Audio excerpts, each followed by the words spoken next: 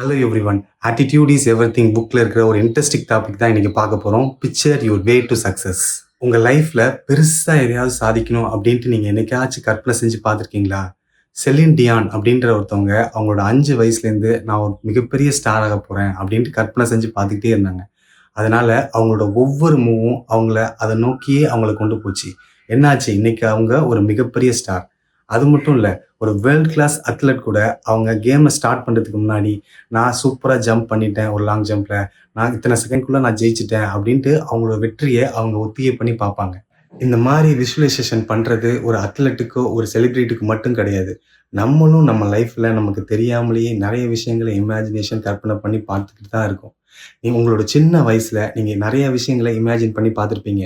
நீங்க அன்னைக்கு இமேஜின் பண்ண விஷயங்கள் தான், இன்னைக்கு நீங்க செய்ற ஒவ்வொரு செயல்களும் அந்த கற்பனைய வச்சு தான் டிசைன் பண்ணப்பட்டுக்கிட்டு இருக்கு. ஸோ, லெசன் என்ன அப்டின்னா, உங்க மனசுல இருக்கிற விஷுவலைசேஷன கண்ட்ரோல் பண்ற சக்தி உங்கள்ட்ட இருக்கு. நீங்க சக்சஸ்ஃபுல்லா ஆகணும் அப்டின்னு நெனச்சீங்கன்னா, இன்னைக்கே நீங்க என்னவா ஆகணும்னு நெனைக்கிறீங்களோ, அத விஷுவலைசேஷன் பண்ண ஸ்டார்ட் பண்ணுங்க. அது இயல்பாவே அந்த செயல்கள நோக்கி உங்கள நகர்த்த ஆரம்பிக்கும்.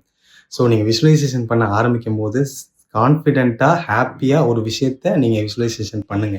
எவ்வளோக்கு எவ்வளோ அதிகமா நீங்க விஷுவலைசேஷன் பண்றீங்களோ, அந்த அளவுக்கு அந்த விஷயத்த நீங்க சீக்கிரமா அடைவீங்க. ஸோ, உங்க மைண்ட்ல ஏற்படுற விஷுவலைசேஷன கண்ட்ரோல் பண்ணி, எது வெற்றிக்கான வழியோ, அத இமேஜின் பண்ண ஸ்டார்ட் பண்ணி, உங்க சக்சஸ் பாத்த தொடங்குங்க. Take care. பாய்.